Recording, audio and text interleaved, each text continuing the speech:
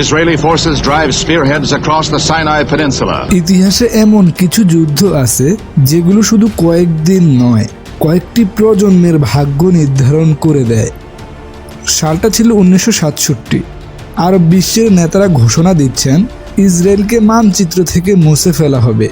Cairo, দামেস্কো, Amman সর্বত্র যুদ্ধের ডঙ্কা। কিন্তু কেউ কল্পনাও করতে পারেনি মাত্র 6 দিনে ইতিহাসের সবচেয়ে ভয়াবহ সামরিক বিপর্যয় নেমে আসবে আরব বিশ্বের ওপর। হারিয়ে যাবে সিনাই, গাজা, পশ্চিম তীর, পূর্ব জেরুজালেম আর গোলান মালভূমি। বদলে যাবে পুরো মধ্যপ্রাচ্যের ভবিষ্যৎ। এই ডকুমেন্টারিতে আমরা অনুসন্ধান করব কিভাবে মাত্র 6 দিনে ইসরায়েল হারিয়ে দিল 3টি আরব রাষ্ট্রকে, আর কি ছিল এই যুদ্ধের পেছনের আসল কারণ। কেন আজও মধ্যপ্রাচ্যের প্রতিটি সংঘাতে ফিরে আসে 1967। 1948 সালে আরব বিশ্বের ফিলিস্তিন ভূখণ্ডের বুকে এক টুকরো হয়ে জন্ম নেয় ইসরায়েল রাষ্ট্র, আর সেই সাথে জন্ম নেয় আরব ইসরায়েলের দ্বন্দ্ব। এশিয়া ও মধ্যপ্রাচ্যের কাছে ছিল এটি একটি অবৈধ রাষ্ট্র, কিন্তু পশ্চিমা ও আমেরিকান শক্তি এটিকে স্বীকৃতি দেয়। এই ঘোষণাটিই ছিল ইহুদিদের কাছে বাঁচার শেষ আশ্রয়, আর আরবদের কাছে চরম অপমান। আরব বিশ্ব বিশ্বাস করত ইসরায়েল কৃত্রিম, অস্থায়ী ও পশ্চিমাদের সৃষ্টি, আর এই বিশ্বাস থেকেই জন্ম নেয় আস্তে আস্তে যুদ্ধের দামামা। 1948-এর শেষে এবং 49-এর শুরুর দিকে প্রথম আরব ইসরায়েলের যুদ্ধের মনস্তাত্ত্বিক ক্ষত হয়। ইসরায়েলিদের থেকেও আরবদের জনসংখ্যা ছিল বেশি, ভূখণ্ড ছিল বড়, সেনা সংখ্যা ছিল বেশি। তবুও সেই যুদ্ধে আরবরা হেরে যায়।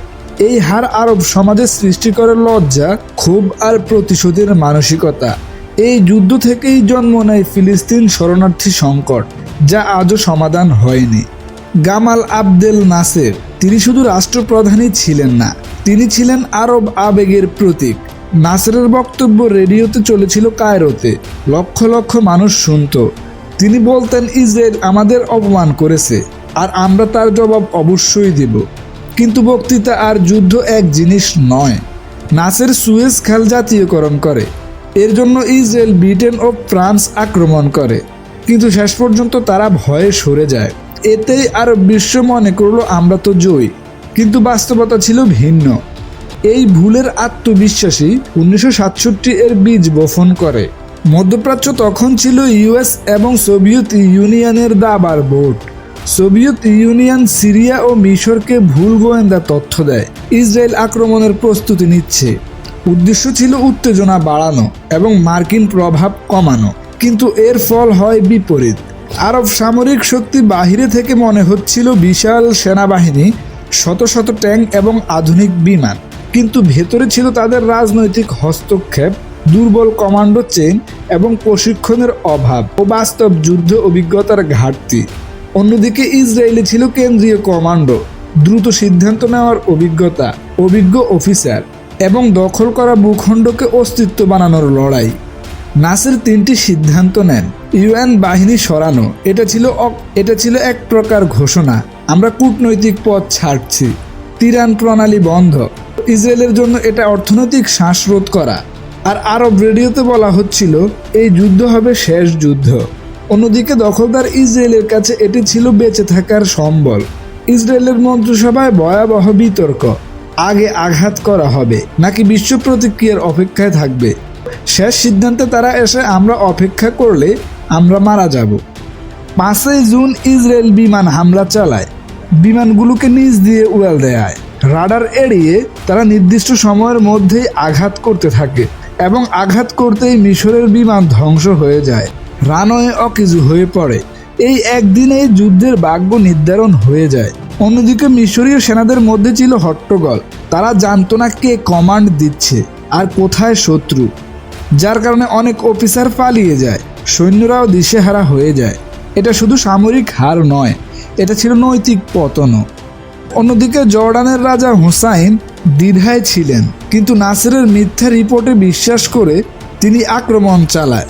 ফলে জর্ডানের পশ্চিম তীর হারায় এবং জেরুজালেমের অংশ নিয়ে নেয় ইসরায়েলরা। আর সে সময় জেরুজালেম হারানো মানে আরব বিশ্বের হৃদয়ে আঘাত। 1967 সালের পর ইসলামের প্রথম কেবলা আল আকসা ইসরায়েলিরা নিয়ন্ত্রণে নিয়ে নেয়। তিন ধর্মের সংঘর্ষ আরও গভীর হয়। এই একটি শহরে পরবর্তী 50 বছর সংঘাতের কেন্দ্র হয়ে দাঁড়ায়। অন্যদিকে সিরিয়া ভাবতেও পারেনি ইসরায়েল এত বড় ঝুঁকি নেবে। এই যুদ্ধের পর আরব জাতীয়তাবাদ ভেঙে পড়ে, ইসলামিক রাজনৈতিক উত্থান শুরু হয়, ফিলিস্তিনে সশস্ত্র আন্দোলন জোরদার হয়। এই যুদ্ধটি কেবলমাত্র 6 দিন স্থায়ী ছিল, আর ওই 6 দিনেই ইসরায়েল পশ্চিমা শক্তি ও আমেরিকার সাহায্য নিয়ে পুরো মধ্যপ্রাচ্যে তাণ্ডব সৃষ্টি করে ফেলে। ফলাফলস্বরূপ ইসরায়েল যে ফিলিস্তিনি জায়গা দখল করেছিল জোর করে, সেই দখল মজবুত করে তারা আরও ঘাঁটি গেড়ে বসে ফিলিস্তিনে। আরব বিশ্বর কাছে সব কিছুই ছিল পরিমাণ মতো, কিন্তু তারা তা ঠিকমতো ব্যবহার করতে পারেনি, যার কারণেই মূলত ওই যুদ্ধে তারা হেরেছে। তাদের নেতৃত্বে ভুল ছিল। সামরিক শক্তি তাদের অনেক উন্নত ছিল, কিন্তু সামরিক শক্তি পরিচালনা করার মতো তাদের কোনো কমান্ডো ছিল না। তারা তো আক্রমণ করেছিল ঠিকই, কিন্তু তারা তা পরিকল্পিতভাবে চালিয়ে যেতে পারেনি, যার কারণে তারা তাদের ভূখণ্ড হারিয়ে ফেলে এবং ইসরায়েল আরও ঘাঁটি গেড়ে বসে। আর সেই থেকে আজ পর্যন্ত ফিলিস্তিনকে ইসরায়েলিরা একটু একটু করে দখল করতেছে, আর এটা হয়তোবা শেষ পর্যন্ত দখল করতেই থাকবে, কেননা আরব বিশ্বে একতা বলতে কিছুই নেই এখন। তারা আছে শুধু নিজেদেরকেই বাঁচাতে। অন্যদিকে যে ধর্ম চলে যাচ্ছে সেই দিকে তাদের কোনো খেয়ালই নেই। এমনকি কিছু আরব রাষ্ট্র এখন ইসরায়েলকে বন্ধু দেশ বলেও সম্বোধন করে।